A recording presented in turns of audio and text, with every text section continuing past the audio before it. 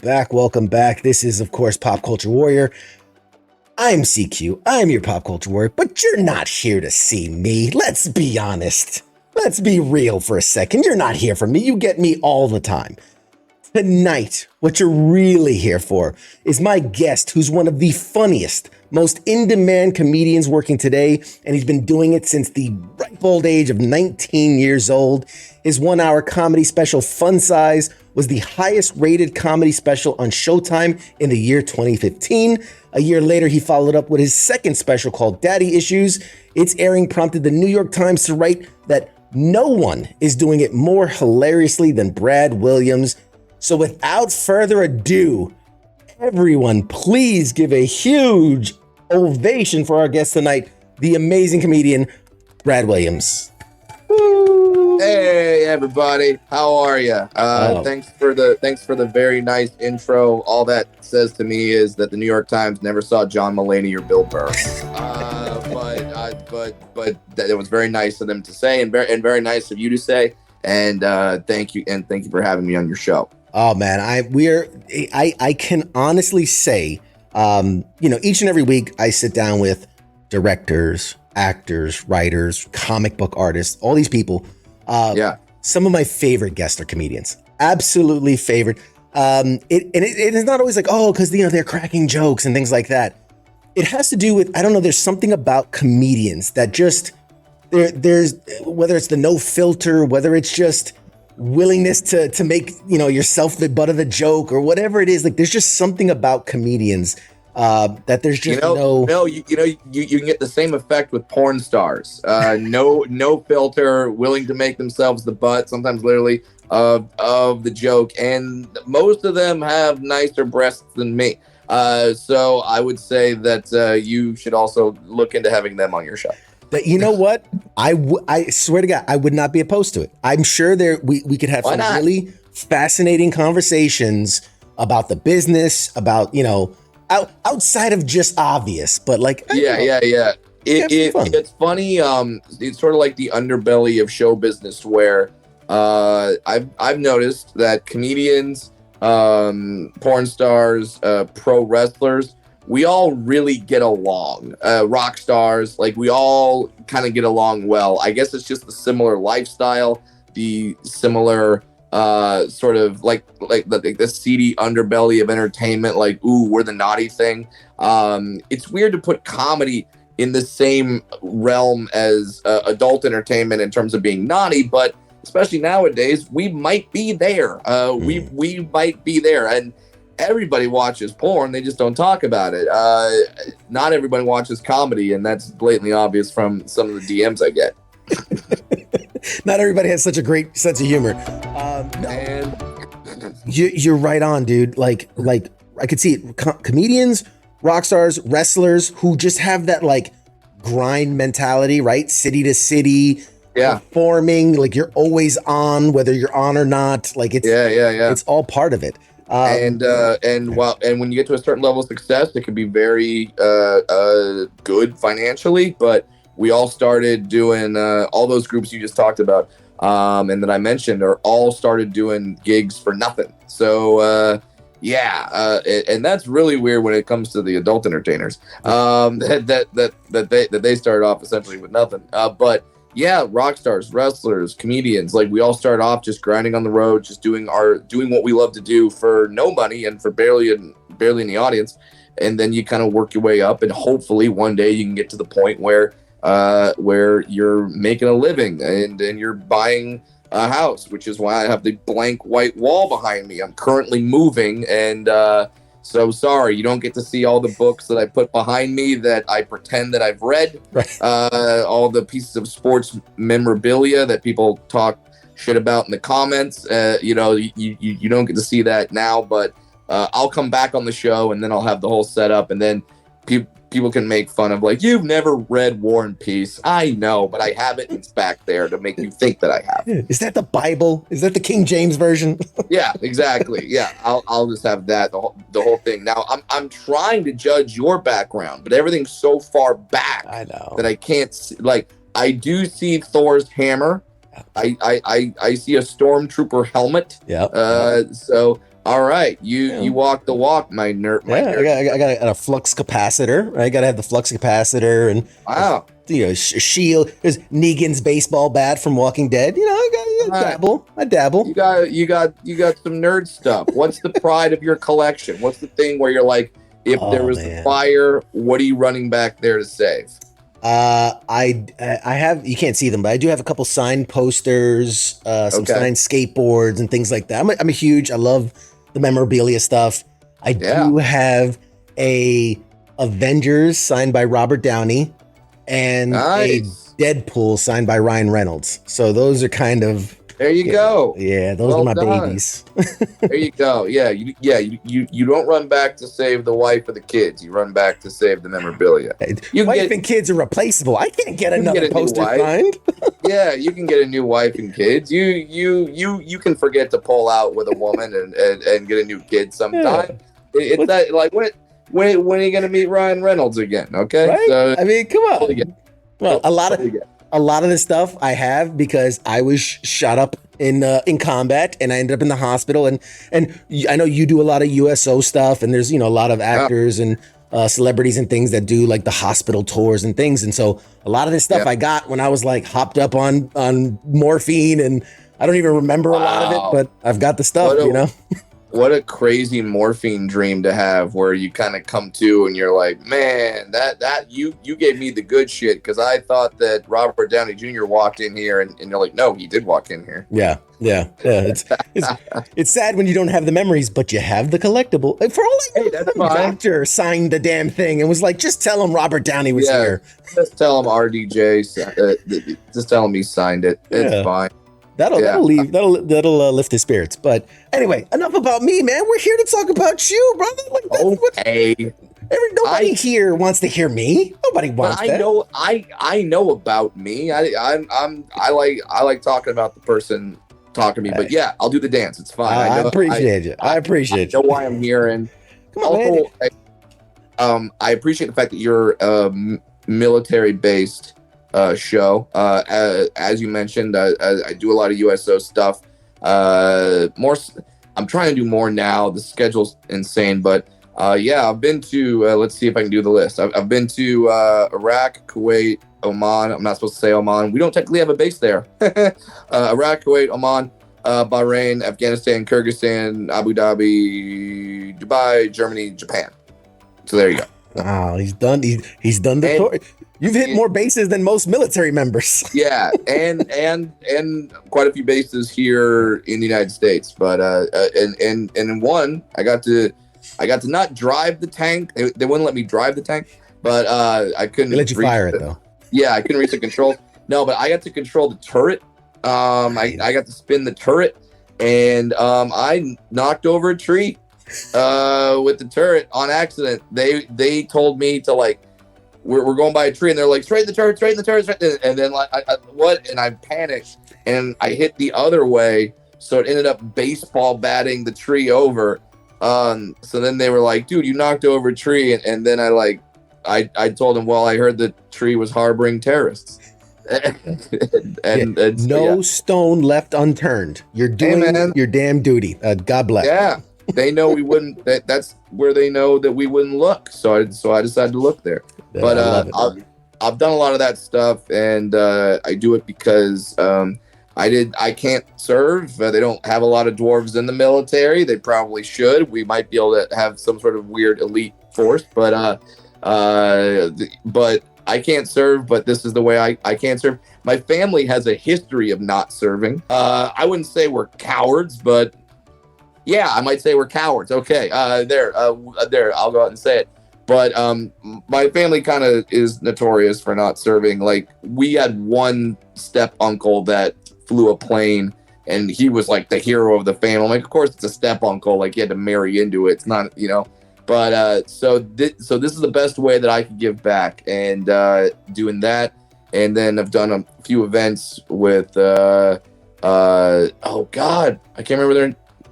I have a bag of theirs. I need to go grab it so I can plug them. But them and another charity called Project Sanctuary, which does a lot of PTSD recovery stuff. So here's the cool thing.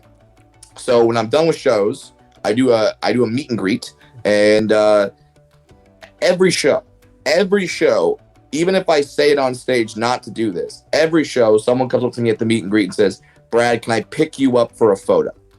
This is I don't know. They assume like I'm tiny. Like I like this. They just come up to me. They try to reenact their favorite scene from The Lion King. Just it's like, no, I'm 39. I'm a dad. Like, don't. But I have to say this every show to not pick me up. So if I finally got tired of it.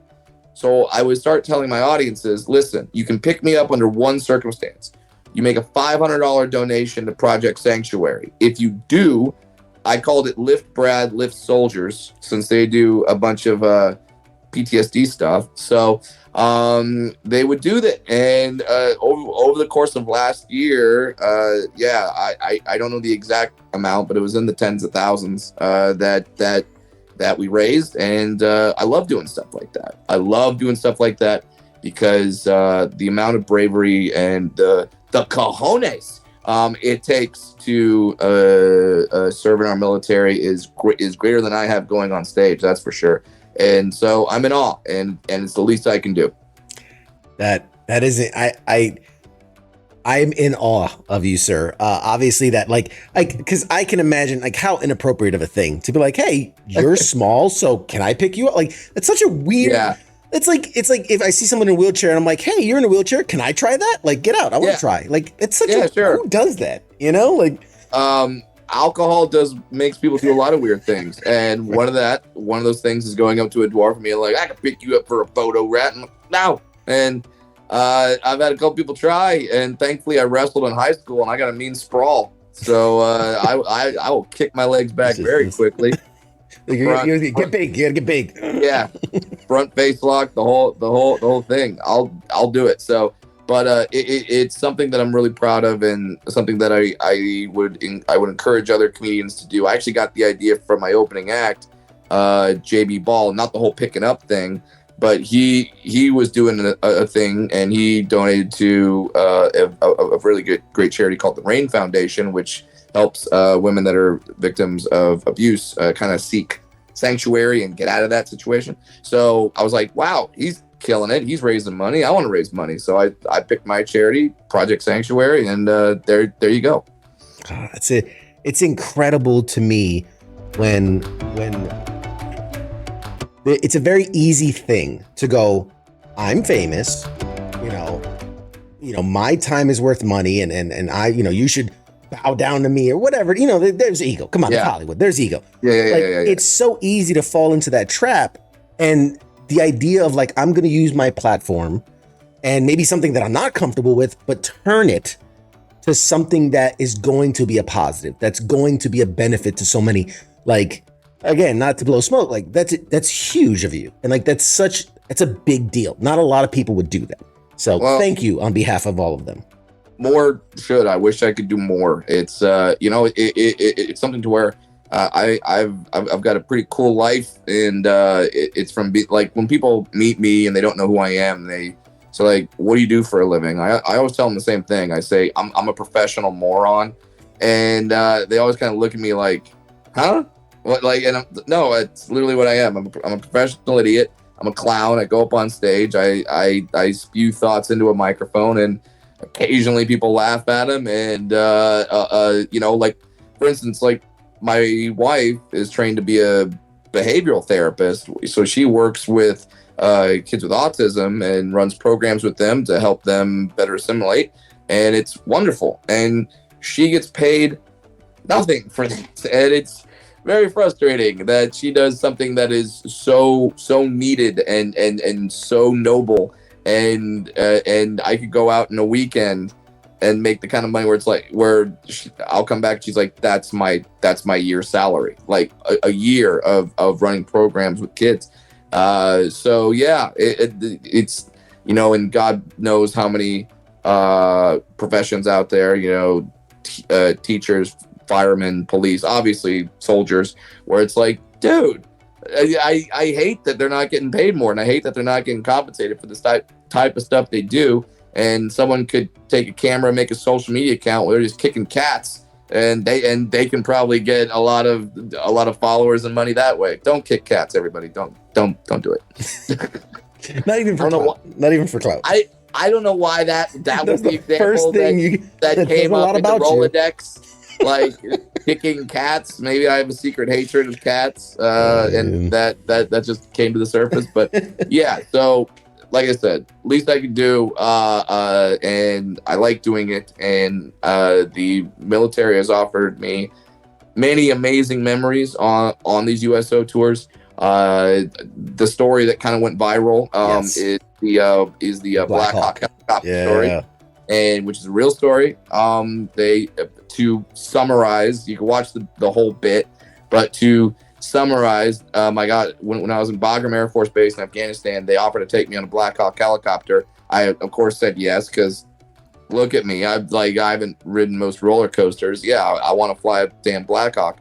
So there were some wardrobe issues. Not a lot of helmets and bulletproof vests are designed for little people. You don't just walk into the junior Foot Locker section and get a vest. So, but once I got that taken care of, I got on the helicopter. And if you've been on one of these helicopters, you know that you have to test fire the machine gun once you get outside the base. I didn't know that. They told me that when you hear the machine gun, that means we're getting fired upon and kiss your ass goodbye. Then we get outside.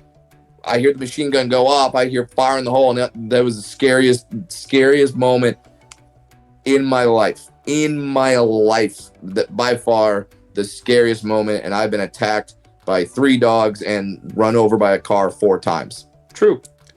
Wow. I will say, I want to apologize on behalf of the military, the guys out there. Nah, it was fine. It was a good joke. That's a good joke. Those guys, the people that end up getting the detail of like, show around the celebrity, their favorite thing to do is fuck with them. Like that's, I mean, you're a million miles away from home. You're gone for months at a time. It's like, it's the little things in life. So when they get to terrify a civilian, it's one of their joys. Absolutely, and I don't fault them at all for that. I think it's great, and like I said, it gave me a memory. So yeah, totally fine. The guy that put the arm. I didn't tell this in the story or in the special, but I went to see the canine unit. Like they put the arm thing on me and had the dog attack me, which was that's right up there. That's right up there with the terrifying thing. Because the dogs just go from 0 to 100 with one word in German. I don't know what it was, but it's German, so it must have sounded angry. But the dog just starts going at me, and that was crazy. There was one time, I won't say the name of the female comedian, but I was doing a tour with her, and we were in Iraq, and some guy's like, hey, you want to go to the range? And you want to fire some stuff on the range? And we're like, hell yeah, we want to go fire some stuff on the range. Let's go. So we go. They give her the rifle. I'm not a gun guy, so I don't know what it was. M16, AR-15. I don't know. Okay, I'm not the guy. Sure. Whatever standard issue is. So she is at the range. We get the whole safety instruction, everything like that. And so she's ready to fire. We're all standing behind her. She fires once. The recoil is dramatic for her, and so if you're watching on camera, the camera is my perspective looking at her. She fires the gun once and goes, "Oh my God, that was so!" And she turns and she points the gun right at us all. A soldier dives on her and tackles her and gets the gun out of it. But yeah, so it's been a rewarding time doing shows for the military, but also 3 of the scariest moments of my life. And like with the dog thing, like I've worked around some of the dogs. They're terrifying as a regular sized person. Yeah, I can imagine when you are eye line with one of those things. That's it'd be like if a fucking dinosaur came at me. You know what I mean? Like it pretty much. I'm looking at this German Shepherd, and I'm staring. Like it's one thing to be attacked by like a Pekingese or like a smaller dog. Pekingese is just a funny name for a dog. But it's another thing to be attacked by a dog whose dick is bigger than yours. That's when you're kind of like, oh, this is emasculating. That he can make you his bitch, literally. Yeah. That's wordplay Yeah, there. He could. I was like, what's the word in German for I surrender, take whatever you want? Because have your way with me. That's what I wanted to scream at this dog. But yeah, so those are just some of the many military memories that I have going on tour. It's always interesting because the military is always great in terms of they always want you to be comfortable, they want you to feel safe, they want you to like all these things, but they don't do it every day. They don't have performers every day, so always some things might go a little askew. And also you just have to, like, when you're flying out, I'm the idiot civilian. I'm like, yeah, we have a flight, right? And they're like, well, maybe. You might have a flight. Depends. We think you have a flight. And they're like, cool. And then we're about to get on the plane. They're like, no, you don't. These guys are on your plane because they're more important. They're like, why are they? And then you look over, you see the guys. You're like, yes, they are more. Yes, they're more important. Get them on the plane. So like, there's stuff like that you just have to adjust to as a civilian going into your world, which I'm more than happy to do because, like I said, I've got some stories. Yeah. And I'm being a terrible host, guy. The comments are flooding in. Cool. Questions. First of all, I can't. Everybody's pouring you with love. I'm not going to stop the show to give you 18,000s. I love you, Brad. Please do. I need this. I need this.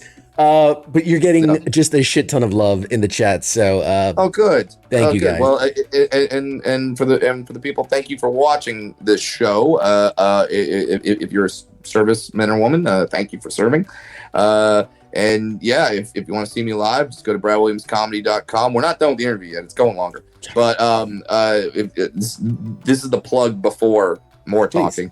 Just go to bradwilliamscomedy.com, and the tour schedule is pretty intense. I just added Mobile, Alabama, and New Orleans today. But we got DC coming up. I'm coming to Virginia Beach, Virginia. I know that's Norfolk. I know that's near the base there. If you guys got any Navy people, so I'm coming all over the darn country. So by all means, bradwilliamscomedy.com. Get your tickets. I sell out quick.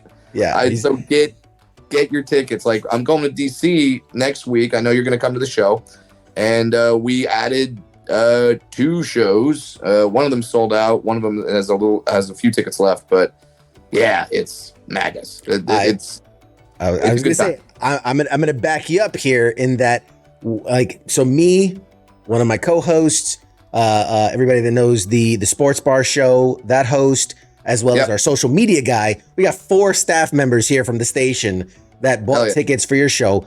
And I mean, weeks ago, and even at that time, I think one of the shows was sold out. You are, I don't know how you go at the level that you go, because I just kept seeing more dates added and more. Yeah. Like, I don't know when you sleep or breathe, but we're very excited to see the show. Here's my thing, man. Like I said earlier, I'm moving, so I got a new mortgage to pay, and I got a 3-year-old daughter, and while I want to be around for everything, I also know that I have to pay for everything. So I know that one day she's gonna want a car, and I'm probably gonna have to buy one for her. Although who knows? By then we might just have all self-driving bubbles that we just go in, or she may just put on goggles and have sex with an avatar. I don't know what's happening. But yeah, so, and when you're hitting a nice little streak in this business where you have a little bit of popularity, you got to take advantage of it. So now is not the time to back off. Thankfully, thank you social media people, thank you TikTokers, thank you Instagram people that are sharing the reels. And life is good right now. So I'm gonna try to hit as many shows as I can, do as ad shows, do whatever I can to take advantage of this moment. And because what goes up must come down. Eventually, I won't name other comedians where this has happened to them, but we can all name a few comedians that were the shit for a year or two, and then all of a sudden we don't know who they are anymore. So that's going to happen to me at some point, and so I better take advantage now. Hey, it's just the way to do it, man. Don't invest into restaurants or shady. I don't know. Don't be a crypto plugging crypto. The best line about that kind of stuff came from the TV show Ballers. The Rock said it, and this you were talking about The Rock right before I came into the room. His character says if it flies, fucks, or floats, lease. And I love that line. That is so good. That is so damn good. So I have a bunch more questions for you, but so does the audience. So I want to balance it. Let me ask one more question of mine, and then we'll ask some audience questions. Sure. So, which by the way, you answered like 5 of my questions right out the gate. I didn't say nothing, so you are a pro at this. I didn't even ask. I've done this a few times, my friend. So, being that this is a pop culture show, obviously, what is the thing you geek out most about? Whatever, music, movies, TV, whatever. What's your thing to geek out to besides comedy? Because I know as a comedian, you're a student of the game and you're a lover of the game. Outside of comedy, what do you geek out about? Pro wrestling. I'm a pro wrestling nerd. I'm a geek. I'm a fan. And thankfully, with what I've been doing recently, I've been able to meet a lot of really cool people, and now I'm friends with a lot of cool people. My favorite gig every year, I'm coming up on the 4th time I've done it, is the Chris Jericho Rock and Wrestling Rager at Sea, which is heavy metal pro wrestling comedy all on a boat. They wrestle on a boat. It's awesome. But yeah, love pro wrestling. I'm a huge AEW fan. I try to dabble in WWE, but there's only so many hours in the day. But I went to WrestleMania this year. I was there. But yeah, big time pro wrestling fan. Outstanding. It's so funny. I mean, again, you're right on cue, because I was going to ask you. I said I saw you posted some pictures of you at WrestleMania. It's okay to humble brag. Like, do you get the rock star treatment? Do you get a little VIP? Nothing. They don't hook you up, man. All right. Here's the thing. WWE, not yet. I'm not famous enough to get the royal treatment from them. I'm friends with a few guys that are. Your Ron Funches, he gets the royal treatment, and that's great. But with AEW, I get the royal treatment with them. They are insanely kind. So I'll tell this story. So I'm in Tampa, Florida, and I come off stage and I do the improv there. And I'm doing my meet and greet, and this lovely blonde woman comes up to me and says, "You are really funny. My husband would love you, and he's in the entertainment business." And whenever someone says my blank is in the entertainment business, to me, I'm always like, okay, what did they do? Because normally it's not anything. Normally it's like, no, he did 2 open mics. He's a comedian. It's like he was the best boy grip on an art house film. He did craft services for that one TV show that never aired. which I get. We all start somewhere, so I'm not knocking people with a dream, but it's just when they say that, you have a certain expectation. So she says, "Oh, my husband's in the entertainment business." I'm like, "Okay, who's your husband?" She goes, "Oh, he's a wrestler. His name's Chris Jericho." And I'm like, I may have heard of him. Heard of him. And she goes, "I'm going to tell him about you." And I'm like, please do. And literally the next day, I get a DM from Chris Jericho on Twitter. And he's like, "Hey, my wife saw your show last night. Says you're really funny. And I'm going to be out in LA in a few weeks. Do you want to hop on the podcast and talk?" I'm like, yes.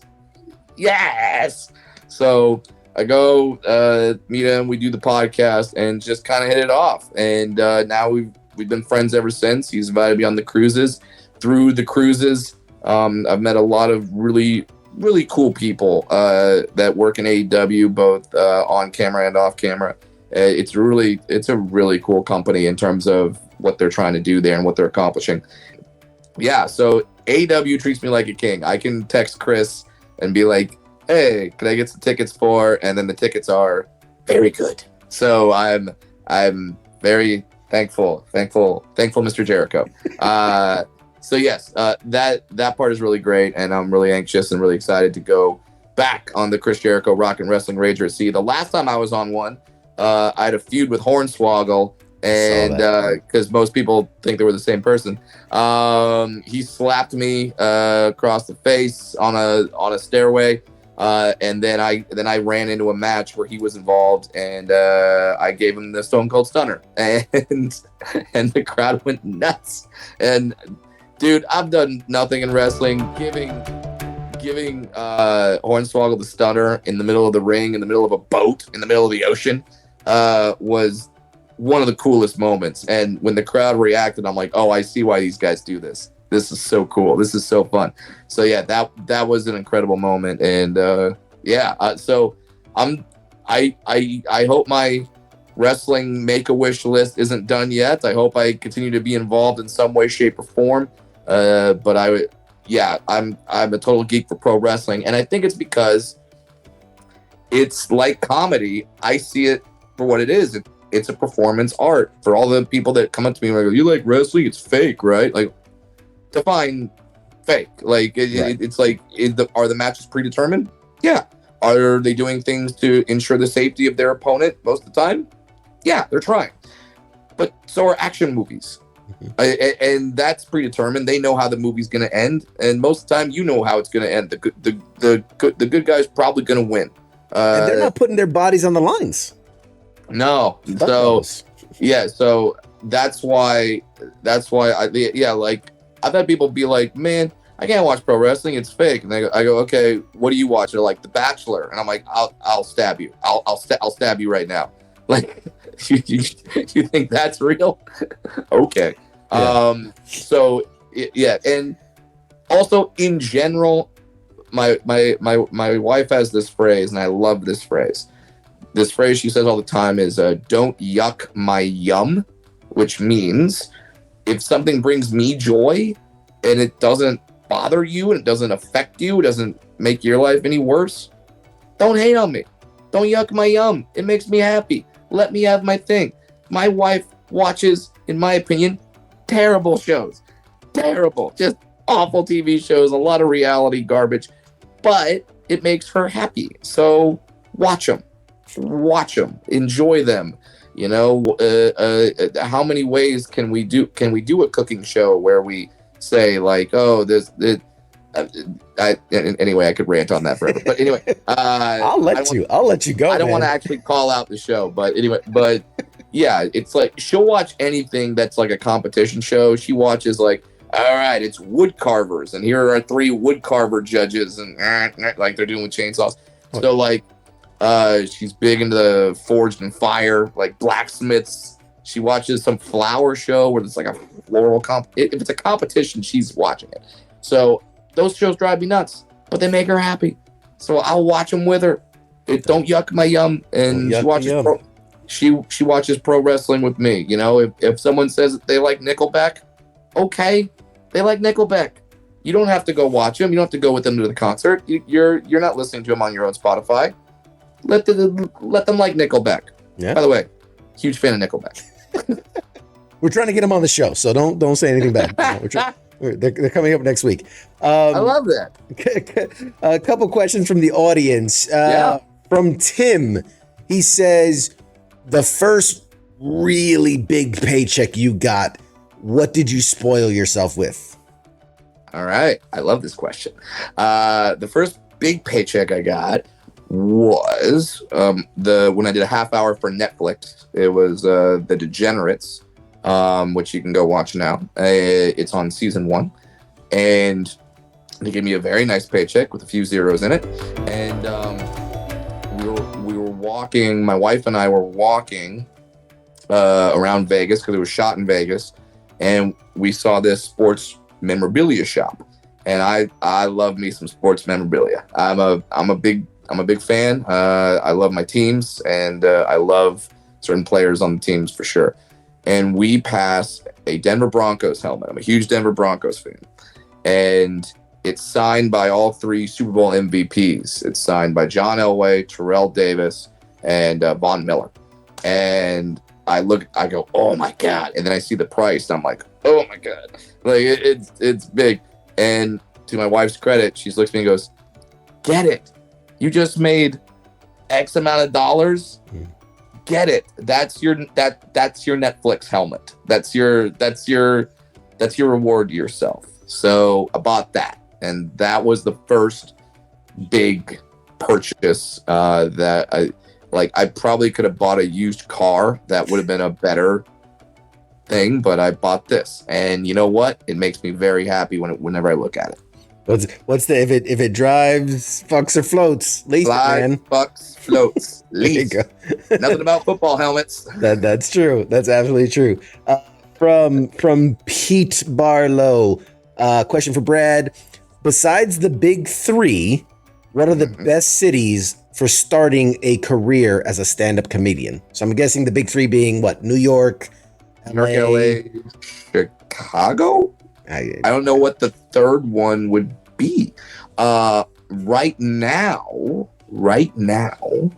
I would say Austin, Texas, where I'm going there tomorrow. I'm going to be at the Moon Tower Comedy Festival this weekend, only because Austin has clubs. It's got Cap City Comedy Club. It's got the Vulcan Club. It's got Creek in the Cave.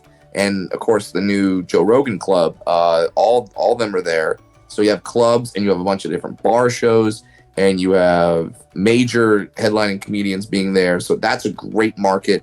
Nashville is a fantastic place to be if you want to start. What a scene they have there, and a bunch of comedians live there.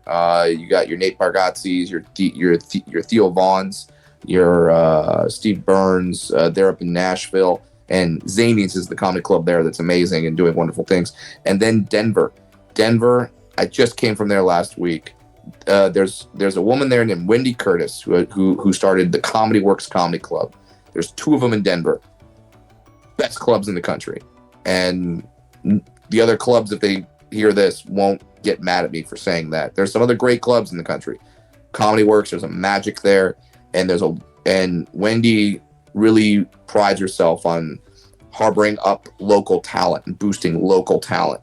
And you could tell. And all the openers there can headline any club in the country and definitely hold their own. So yeah, I would say Austin, Texas, Denver, Colorado, Nashville. You wanted 1, I gave you 3.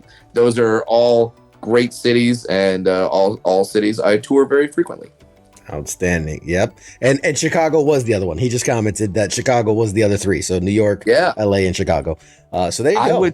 I would put Austin, Nashville. I don't know why I'm doing this. Why the fuck am I doing this? Why am I? Hey, I got a secret for you. Like, no, that's stupid. But yeah, I would put Austin and Denver and Nashville ahead of Chicago. There you go. You're getting the inside grip, guys. You're getting the inside grip. My co-host Mad Mike's throwing me under the bus. You were talking about your military screw up stories with the tank and things like that. He goes, well, CQ has to tell you about the time he put water in the gas. Yeah, that's it. We'll have a conversation about how I destroyed a $15 million Humvee by filling it with water instead of gas. But that's you owe me some taxes back, buddy. What's your percentage on that, really? I mean, okay, I'll get you back. Yeah, write me a check. I'll send you an invoice. Yeah, from Anna Marie, what do you like to do in your downtime? God, if I have downtime. Honestly, well, when I travel, I love to see the city. I love to see whatever city I'm in. I love to go. I'll do the touristy stuff, but then if someone tells me like, oh no, this thing is there, like what's the local thing that all the locals do? Hell yeah. So sightsee, love going to live sporting events, love to catch up on my TV shows, Succession this season, holy shit. And then that, and then I used to play video games and golf, but I don't really have time for those as much as I would like. But yeah, sports, going around. Oh, and I hate when people say they're a foodie, because it's like, yeah, we all are. We all are foodies. We all consume food to survive. I like to travel. Yeah, so it's like, yeah, who doesn't? So yeah, but I love going to restaurants. My wife watches enough Food Network that now I'm starting to know these chefs and know their restaurants. So when they have restaurants in cities that I'm going to, I want to go check them out. So yeah, that's the long answer for you. You probably wanted something like golf, but it's like, no, I got more than that now. Not at all. Not at all. This is what I love about having kind of the long format interview is that it's not the 5 minute, in and out, plug a thing, a quote, and we can really dig deep into some stuff, which I love, which, by the way, at least 30 people have mentioned the Black Hawk story as one of their favorite bits of all time. Obviously, military audience, they're going to love that part, obviously. We did share it on our WCF Nation radio page, and let me tell you, it got like 3 million views, like 18,000 comments. Like, it was ridiculous. Ridiculous. It's pretty cool because I shot that special in like 2017, and then only now, like 8 years later or whatever it is, I can't do math, 6 years later, that story kind of takes off, and I'm totally cool with that. And that's another example of like one of the questions, and maybe some people have asked this. I get asked a lot, like, when did you get your big break? And it's never a big break, almost never. It's the break that leads to the break that leads to the break that leads to the break. Like, it's all you're stacking these things. So there wasn't really one moment in my career where I could say that did it, because it all built on it. It all built on itself. And that's an example. I shot that special in 2017. The story happened in 2014, and so, and then it's like 10 years later, the story comes to fruition and is now getting the love, which is fine. It's totally fine. I don't care when people hop on the bandwagon, as long as they hop on. Totally cool. Yeah, as long as you're along for the ride, man. Doesn't matter when you got here, as long as you ride or die. It's funny because, and in comedy, I mean, you would know this better than I would, that like there's this idea of like the slow burn, right? A joke that makes that it takes a while for it to click, and then you get the laughter. It's like that joke had a very slow burn. Yeah, it took a couple of years, but it's there. It's there.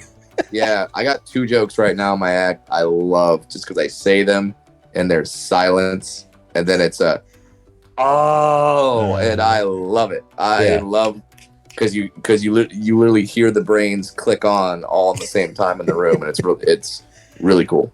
Oh man, that's so awesome. God, man, we're already running short on time, and I have so many questions. Fire away. Rapid. Let's go. What, before, I know you started doing comedy at 19. Yep. What did you envision for yourself prior to comedy? Like, I was going to be an architect, or I was going to be a baseball player, whatever. Cool. Well, and this all kind of ties in. I wanted to be a sports announcer. I wanted to, as you can tell, I've got the voice of a damn angel. But I wanted to be a broadcaster. I grew up in Los Angeles listening to Chick Hearn and Vin Scully. Chick Hearn called the Laker games, Vin Scully for the Dodgers. Chick Hearn is not who he was in the HBO show. They're portraying him as like this old drunk racist, and it's like, calm the fuck down. That's Chick Hearn. But anyway, so I was going to the University of Southern California, USC, Fight on Trojans. I was getting a broadcast journalism degree and discovered stand-up and dropped out of college. I had a year to go. I had 1 year to go, and I was like, nope, this is what I want to do. So when I say I dropped out of college, people were like, oh no. It's like, don't worry, we didn't lose a cancer cure. I was majoring in broadcast journalism communications. Like, it's fine. Knowing me, I'd probably be a minor league baseball announcer somewhere in Poughkeepsie. Wait, hey, if that's the dream, that's the dream. Hey, if I could announce for the Savannah Bananas, Google them. I would absolutely do that. I love the Savannah Bananas. They are incredible. Great TikTok awesome. presence. Hey, call in one of them Jericho favors. Like, hey man, AW, I need co-ring announcer, or now coming to the ring. Oh my God. If 5'10". If I could do Howard Finkel's old job, oh my God. But they have They have this guy called Justin. I forget his last name, but Justin Turner. Maybe no, that's a baseball player. But his nickname is the Dapper Yapper, and he's really good at his job. They have a woman named Dasha Gonzalez who's fantastic. So, but I would love to be on commentary at some point. Yeah, you get one of those backstage segments, right? Where you, here we are backstage with so and so. I mean, you could have an interview going on with there's a really tall guy in AEW, really good guy. His name is Wardlow, fantastic wrestler. So you could have someone interviewing him, and then I would just be interviewing his penis, because that's about what I come up to on him. That's great. What do you think? How'd it go tonight? Yeah. Question from Richard. So Richard says, what is the scoop behind you humping Bob Saget's leg? Oh, okay. So it wasn't Bob Saget's leg. That's a typo. So here's the thing. I did a show out here in Los Angeles. There was a radio show, very popular, called the Kevin and Bean Show. They would put on a comedy show every year called April Foolishness. I got booked on the show. On the show, amazing lineup. I have a T-shirt of it somewhere, but it was Bob Saget, Felipe Esparza, Ari Shaffir, Eddie Izzard, Tim Minchin, Bill Burr. Like, it was just an insane lineup. And Bob Saget was also on the show. Saget, I had never met him at this point. He comes up to me and he says, Brad, you have to come meet John Stamos. And I'm just like, huh? Like, first of all, I'm geeking out because it's Bob Saget. And then he goes, you have to come meet John Stamos. And I'm like, Stamos is here? He's like, yeah, he goes with me everywhere. And I go, okay, I'll meet John Stamos. And he's like, no. John Stamos is afraid of little people. So, and he is. He is. John Stamos has something called achondrophobia, and he is afraid of little people. So I run into the room. John Stamos is talking to somebody else. I grab Stamos' leg, and I start humping his leg. I've never met him before, and I hump his leg, and Stamos screams, and he starts like jumping around, kicking me like I'm in the Pro Bull Riding Association, trying to hold on for 8 seconds. And he's like kicking me, trying to fling me off. Saget's just on the floor laughing. It was just this crazy moment where, yeah, Stamos, he's scared of little people. And now I've met Stamos a few times since then. He's good with me. So an update to that story. I do Bob Saget's charity, scleroderma. This is Scleroderma Foundation. Big thing. And a few years later, Stamos sees me at my table, runs up, grabs me, and just says, "Come with me." I'm like, okay. So he comes with me. He walks up to Jimmy Kimmel's table, and he just points at me and goes, "You see, Jimmy, I'm fine now." And so it was widely known that Stamos was a little uncomfortable with little people. I think he's doing great now. So if you want to see the full story, that full story is in the first special called Fun Size, which is streaming on Amazon Prime. Or if you want to watch it for free, go to YouTube. There's segments. That's fine. I don't care. Man, there's a lot to unpack there. Oh God. Oh yeah. I did. Oh yeah. I forgot the freaking punchline. Okay, here we go. So I'll give you the punchline of the story. I was humping Stamos' leg. Saget's laughing. Everyone is going nuts. Stamos is screaming like a bitch. Dave Coulier walks into the room. He sees me humping Stamos' leg. I've never met Dave before, and he just yells out, "Hey Brad, cut it out!" And yeah, so my fever dream of when I was 8 years old or whatever, watching Full House, is coming full circle. Now all I need to do was have like Jaleel White come over, knock over some glasses, and be like, "Did I do that?" Like the whole thing was like, TGIF, let's go. Oh my God. What's her name? I can't remember. On the spot, she just sticks her head in there. How rude. Just goes, Stephanie. Yeah, exactly. Oh man, that's so funny. Dude, this is an amazing job where I've gotten to check off a lot of really cool personal bucket list items. Whether it be becoming friends with Chris Jericho, whether it be like I told you, I was a Broncos fan. I performed at John Elway's Christmas party and got to meet John Elway, who's like my hero of all heroes. And that was a trip. So this job is really cool. So I try to remind myself of that whenever I'm having a moment where it's like I'm on the road too much, or I miss my family, or I bomb, I tell a joke that doesn't work. I always try to say like, yeah, but you've gotten to do some really cool shit that probably wouldn't have been able to do if I had a desk job that I didn't like anyway, you know. So I got to travel and meet all the servicemen and women. I wish I could run and grab it, but it's in a box because looks like I said I'm moving. But I've got this. I've got the coin collection from all the coins, and that thing.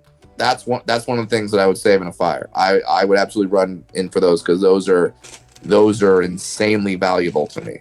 I love those. We love our coins, obviously, us military, and I have one here for the show. I will bring to you. Yeah. For when I see you at the show, I'll make sure you get one. But I got please do. I got love one them. for the show, man. Got to get you it. We got a couple more minutes here, and I don't want to hold you up any longer. We'll definitely have to have you back because we haven't talked about the specials. We haven't talked about, TV appearances and movie appearances.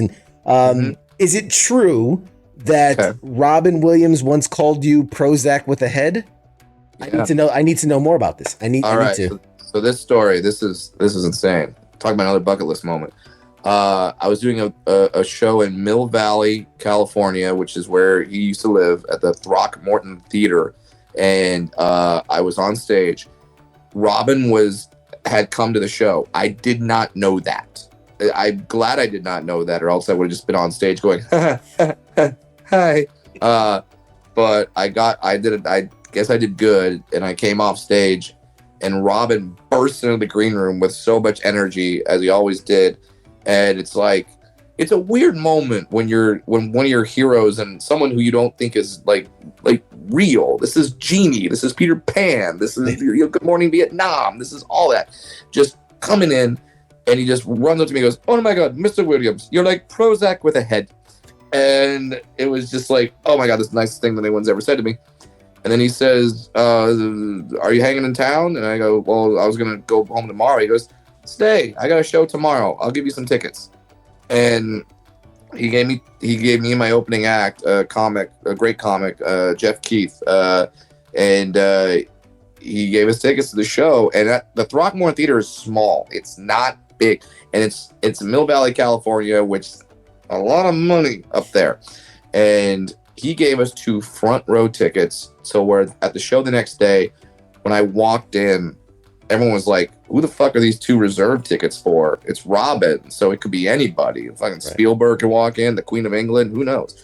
And I walk in, they're almost like disappointed, like, "Oh," but they're just like, "How does this guy have reserved tickets up front?"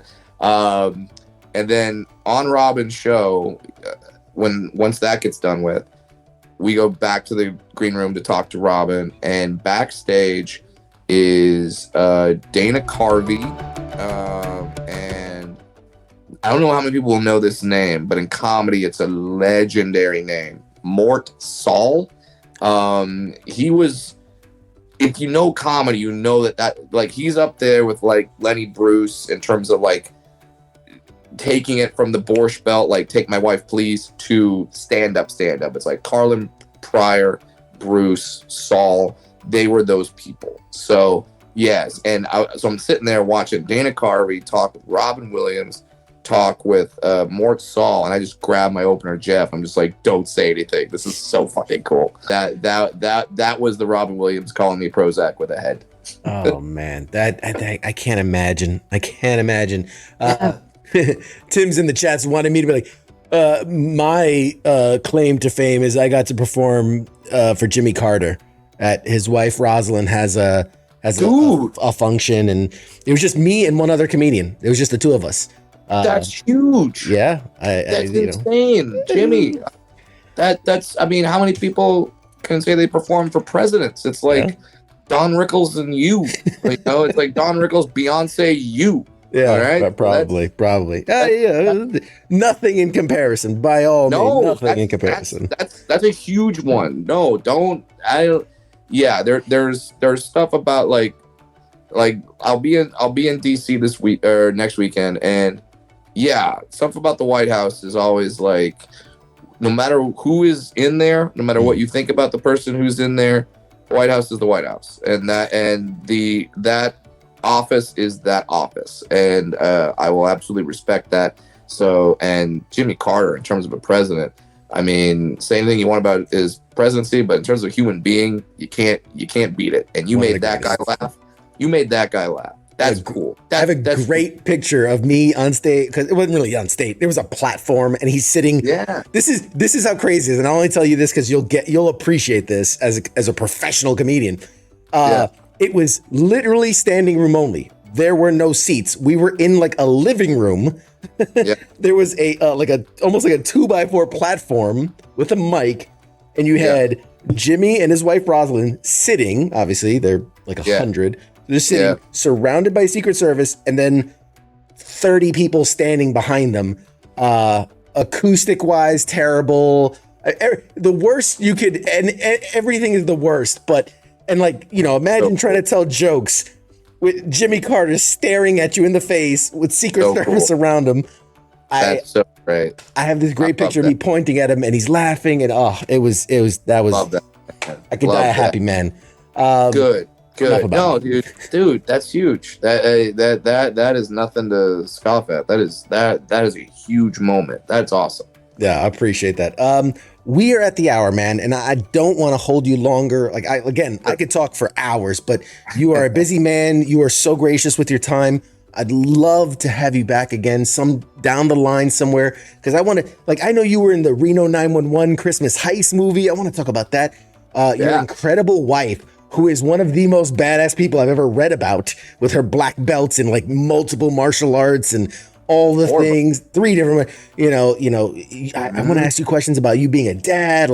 There's so much more I want to talk to you about, but obviously very respectful of your time. Thank you, man. And I'll come back, and I would say to all your listeners, just go to bradwilliamscomedy.com. Go to my tour schedule, find out when I'm going to be coming to a city near you, no matter what that city is, and get yourself some tickets. Because, like I said, these shows are selling out. So I would love to see you guys there, and I would love for you to come up to me and tell me that you came to the show because you heard about me on Pop Culture Warrior. So then I can know that I need to keep coming on this show to keep promoting and to tell other people to come on it as well. Absolutely. We've had people I'm waiting for him to come to Atlanta. Oh, I can't wait till he comes to Chicago. Oh, he needs to come here. You're getting just tons of it. Chicago, Den Theater in December. I will be there. Atlanta, I played a few months ago, so we're working on a new date. But just go to the website. I'm going everywhere. Do you want to plug any social media? Where can people follow you? Twitter, Instagram? Yeah, best thing is Instagram, at Brad Williams Comic on Instagram. If you want, just once again, go to the website. There's links to all those, the Twitter, the Instagram, the Facebook. So bradwilliamscomedy.com, tour schedule, all the links. Just go there and then come see me live. And then, because yes, I'm going to be doing acting stuff, but it's nothing like stand-up is the bread and butter, and there's nothing like that reaction.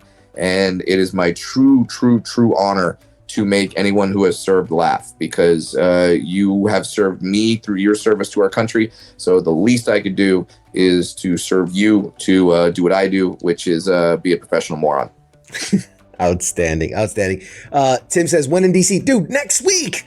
He's going to be there. Get the tickets. The Saturday show's still available, right? There's only one show that's left. It's on the Saturday. It's at 3:30. There might be 1 or 2 tickets for the other shows, but DC Improv next week. Hey, just so people can appreciate this, to play the same room is you're doing I was there 3 or 4 days, multiple shows a day. Yeah. To be able to sell out every show is ridiculous. Especially in a room like the DC Improv, which is not a small room by any mean. No. And huge. It's been a great year so far this year. every ticket that has been able to be sold in the U.S. has been sold. We've sold out every show in the U.S. There was one in London I didn't sell out, but it's my first time going to London. I'll go back there and I'll sell out. These guys are weirdos anyway. Yeah, but I had a great time. But so every ticket has been sold so far this year, and that's so. Get your tickets, because I hate getting those messages like, I didn't know you were here, and it's like, sorry, do you want me to do more shows, or I don't know. We're going to promote the hell out of it. We're going to put it all over our social media so that people know you're going to be here in town. Like I said, WTF is showing up. Pop Culture Warriors showing up. We're going to be there. We got to get a picture. I got to give you some swag, man, because as a thank you. This has been an absolutely phenomenal night. Thank you so much for coming on.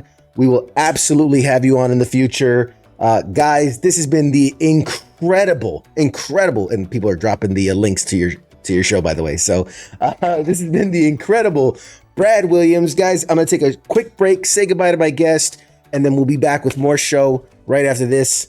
Brad, I'll give you the last second. Say goodbye to the audience. Hey, goodbye, and thank you for your service. Awesome, guys. We'll be back with more right after this.